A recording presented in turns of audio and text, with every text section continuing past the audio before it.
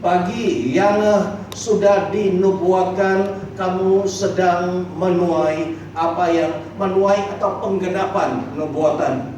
Oke? Jadi bagi yang seperti saya katakan Joel, dan dalam waktu yang singkat langsung ada hamba Tuhan yang lain, dan dia ada connection dan akan memulakan apa yang dia impikan. Dia sebenarnya orang serba boleh.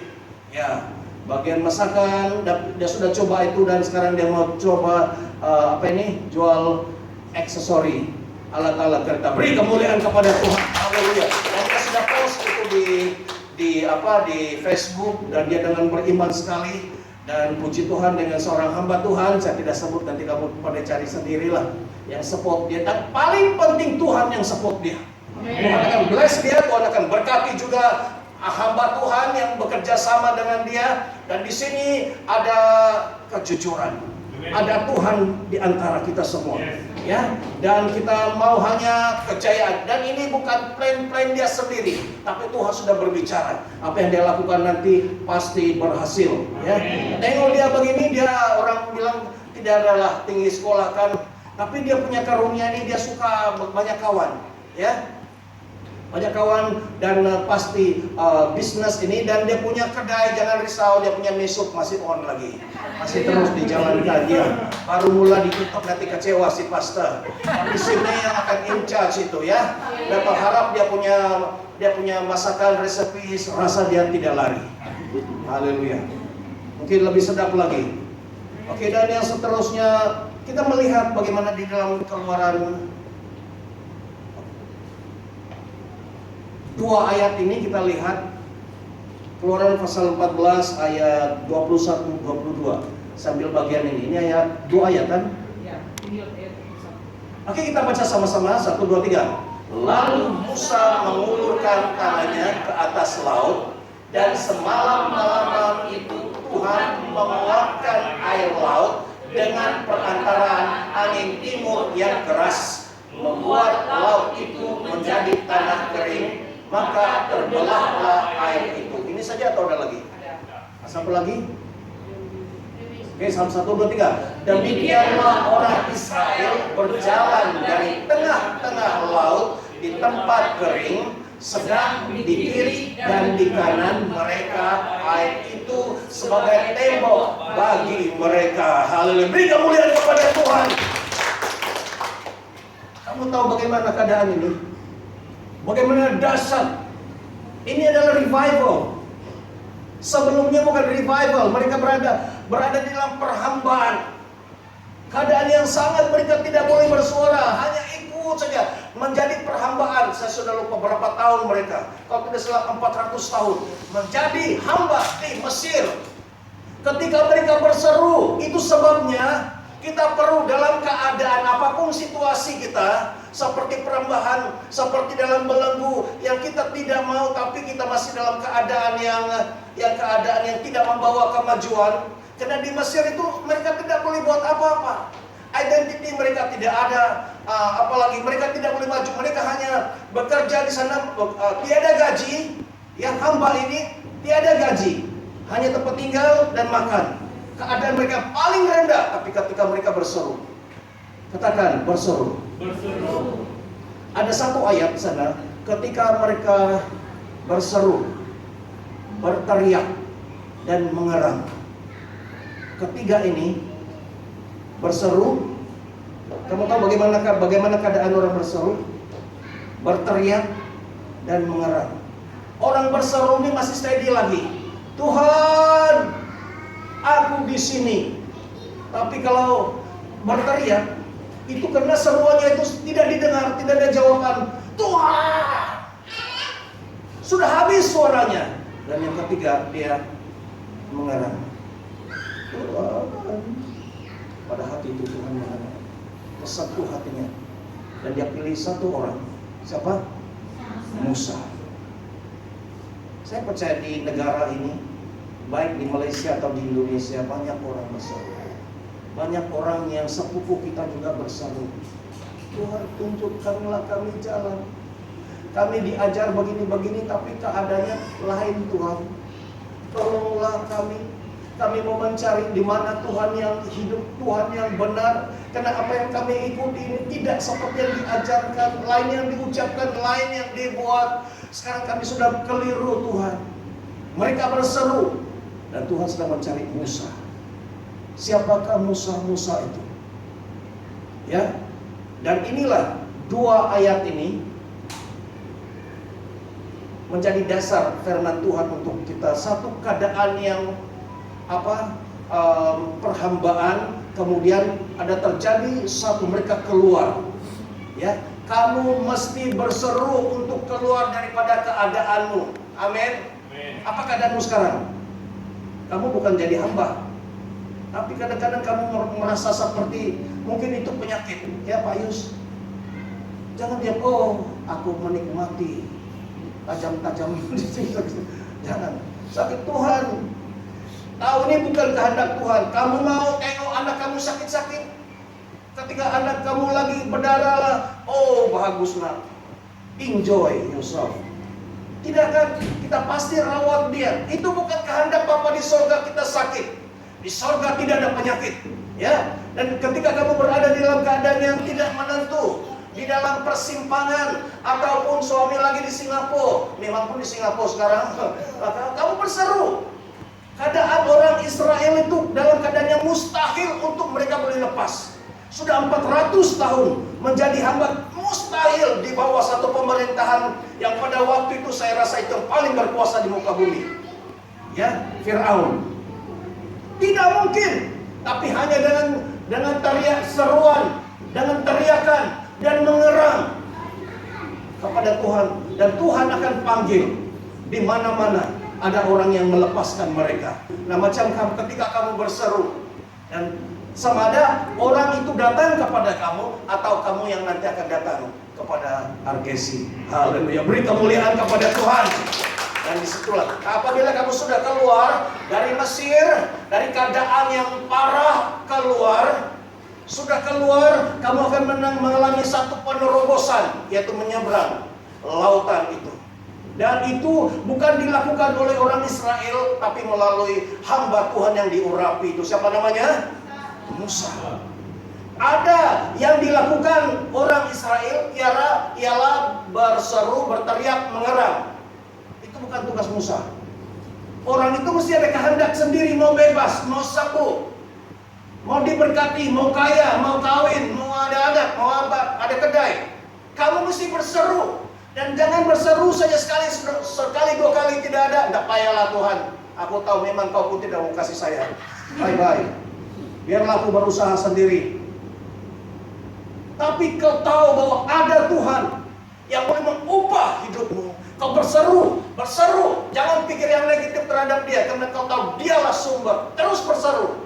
Inilah buktinya. Ketika mereka berseru dan Tuhan menghantar Musa. Sedangkan Musa ini adalah putra di dalam kerajaan Mesir itu, anak angkat.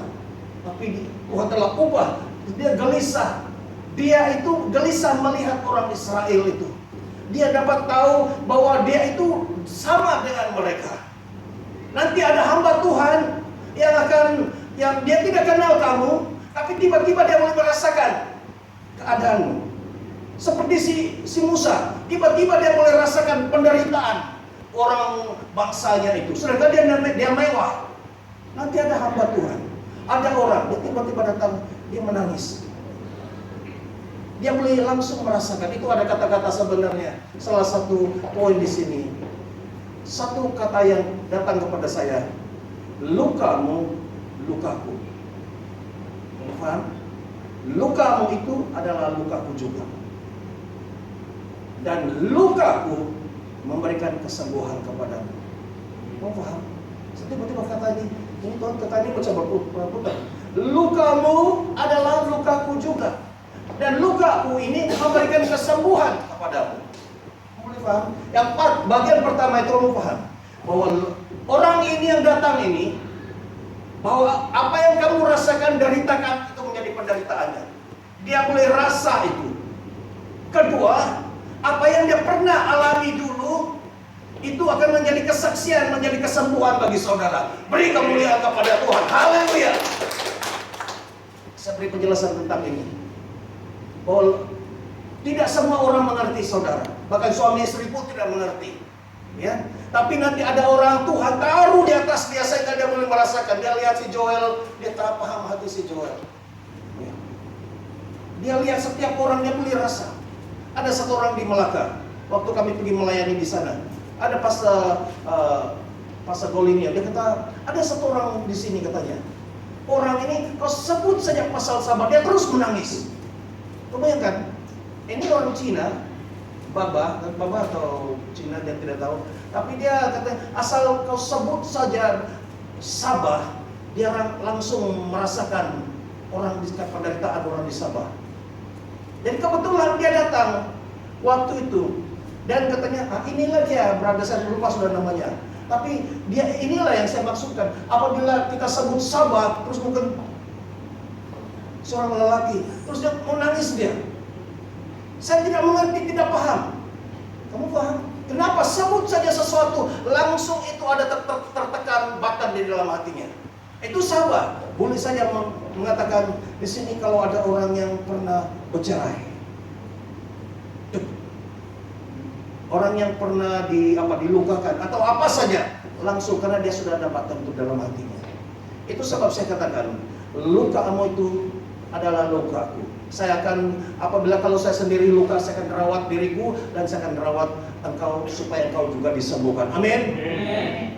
Dan apa yang saya pernah lalui dulu, penderitaan apa yang saya lalui itu, dan saya bangkit, dan biarlah penderitaan atau sakit yang saya alami, kehancuran saya itu menjadi kebangkitan bagi saudara. Beri kemuliaan kepada Tuhan. Haleluya. Satu masa nanti saya akan share. Brother Jeremiah tahu kisah hidup saya, bagaimana seorang yang sudah hancur. Saya lihat, saya jealous dengan itu tim Coca-Cola yang sudah habis minuman di tepi-tepi jalan. Saya jealous dengan dia. Kamu tahu, saya cemburu dengan itu tim Coca-Cola. Seorang manusia, karena saya bilang tim Coca-Cola itu masih boleh orang kutip, walaupun dia di dalam bar itu, karena orang akan berusaha ambil dia pakai ada besi yang ada bengkok begitu, dia akan ambil. Boleh di recycle, kamu tahu recycle? Boleh dijual, tapi saya ini reject habis-habis. Semua ramai kawan-kawan saya, para hamba Tuhan, saya langsung seperti ibu rasakan. Orang yang tidak berguna, saya bilang Tuhan, sedangkan tin itu boleh di recycle, takkanlah saya tidak boleh di recycle lagi Tuhan. Saya sampai ke tahap itu. Tapi puji Tuhan, Tuhan mengangkat saya. Apabila ada orang merasa terpenolakan, ada orang merasakan dia tidak berguna, saya pernah di sana dan saya akan mengulurkan tangan Tuhan untuk menolong saudara. Beri kemuliaan kepada Tuhan. Haleluya. Nah, di dalam kisah Musa ini, bahagian pertama itu di Mesir, perhambaan. Oke? Yang kedua, mereka keluar dan mereka dikejar oleh tentara Mesir itu, dan mereka menyeberang lautan, ya. Laut itu terbelah dan mereka terjadi mujizat. Nah, yang ini untuk yang membelah laut ini bukan orang Israel, tapi Musa. Dan ketika mereka menyeberang semua, kemudian sampai di seberang, dan mereka ada padang gurun. Ya, satu Mesir perhambaan, kedua di lautan mereka menyeberang, dan ketiga di padang gurun. Dan yang keempat itu adalah tanah perjanjian. Ada 4 bahagian: perhambaan, penerobosan, dan di padang gurun. Nah, di padang gurun ini sangat ditentukan oleh pendirian kamu sendiri, kepercayaan kamu. Sama ada sebenarnya perjalanannya itu, kalau menurut kajian yang jalan straight boleh 3 tahun, kurang lebih 3 tahun. Ya, saya pernah buat kajian, sekitar dalam 3 tahun atau berapa bulan ya, 3 bulan. Kalau dia jalan straight, karena dia boleh jalan terus, tapi dia harus melalui negeri-negeri banyak musuh. Jadi karena orang Israel ini tidak percaya bahwa Tuhan menolong mereka, mereka gunakan kepintaran mereka, katanya kita ikut jalan ini, jalan yang lebih selamat walaupun itu lebih jauh. Itulah sebabnya mereka jalan putar-putar yang dalam semada 3 bulan atau 3 tahun perjalanan menjadi 40 40 tahun. Nah itu boleh terjadi dalam kehidupan kita. Itu sebabnya ada orang cepat bertumbuh, ada orang lama. Sampai ayam tumbuh gigi pun tidak juga dia ada perubahan. Jangan heran, ada orang yang baru macam si Mei. Wah dia pahlawannya, ada pedang lah, ada apalah semua. Kenapa aku Tuhan? Aku sudah lama. Itu banyak bergantung pada dirimu sendiri. Kau percaya jadi, kau ragu-ragu tunggulah 3 bulan atau sampai. Nah ini sama ada dia 3 bulan, 3 tahun, 40 tahun, itu bergantung iman, kerinduan, haus dalam pribadi. Sama ada kau hanya berseru, atau kau berteriak, atau kau mengerang. Boleh tangkap poinnya? Ya, itu banyak bergantung. Orang yang lapar, dia akan berusaha cari makanan. Walaupun makanan yang jatuh-jatuh di bawah meja pun dia akan ambil, dia makan juga. Tapi kalau orang yang lagi kenyang, dia tidak peduli itu. Ayam di meja pun dia tidak layan. KFC pun, ya, harap tidak ada yang terganggu. Dia nampak, dia tidak peduli. Tapi kalau orang lagi lapar, haus, dia akan sanggup. Orang siapa pernah di sini? Kamu tahu sungai? Sungai, bukan sungai di JP lah, bahaya di bandar nih. Sungai di kampung, warnanya itu biasanya warnanya itu warna Milo. Ada sungai, ada warna Milo kan? Karena mungkin ada pembelakan di hulu, jadi banjir, jadi warnanya itu warna seperti ini. Bukan jernih. Ada yang jernih, tapi kebanyakan sungai warnanya menjadi warna seperti Milo. Kalau orang haus, dahaga, dia tidak peduli itu Milo pun Milo lah, bukan Milo, dia akan minum. Kamu berani? Saya pernah waktu di kampung dulu, karena tidak ada air, saya mau minum itu. Dia warna bukan hanya sekadar warna, dia banyak pasir, karena dia berputar-putar. Tapi karena haus, saya ambil baldi, dan saya bawa di tempat pelayanan saya dulu. Saya letak di sana, tunggu dia 1 jam, 2 jam. Semua pasir-pasirnya itu, daun-daun halus itu turun ke bawah, sudah dia agak jernih, dan saya minum. Dan ada juga waktu lagi naik perahu, saya tengok ada orang kampung itu diambil saja gelas, begitu saja sungai minum. Saya pun ikut juga, ambil untuk minum. Nah, karena malaria terus. Terus saya punya antibody, sistem pertahanan saya habis bertaburan. Dan 1 minggu kemudian karena malaria hampir gol. Tapi itu kalau haus, orang tidak peduli sudah. Jadi milikilah rasa haus, rasa kerinduan yang sangat-sangat kepada Tuhan. Kamulah yang akan pertama mendapatkannya. Ya. Orang yang tidak ada selera itu biasanya orang sakit. Atau orang yang selalu makan saja. Oke, ini kunci dia supaya kamu boleh menerima apa yang Tuhan sudah ucapkan di dalam hidupmu. Ini satu rema. Apa yang Tuhan sudah nubuatkan di dalam hidupmu, cepat atau lambat itu banyak bergantung kepada rasa haus dan lapar di dalam dirimu. Kalau kamu tidak sungguh-sungguh menginginkannya, kamu tidak akan mendapatkannya. Ada orang bertanya, kenapa saya berdoa, tapi tidak juga dapat? Dan Tuhan jawab, karena kamu tidak sungguh-sungguh menginginkannya. Iya, saya memang, tapi kau tidak menunjukkan itu di dalam doamu, dan kau berusaha mencari. Oke, contohnya pada Joel, dia memang mau buat itu, dan dia sudah dinubuatkan, dia bergerak sana, punya performance, sana sini, cepat barang itu. Orang pun kalau mau pergi support, dia pergi sponsor, dia semangat kan Pak. Tengok dia, orang ini betul-betul, orang ini yang bekerja. Ya, boleh dipercaya juga kamu Kak. Coba buka, kamu ya. Boleh dipercaya. Dan kita semua di hadapan Tuhan. Zaman sekarang susah mau mencari orang yang boleh dipercaya. Betul?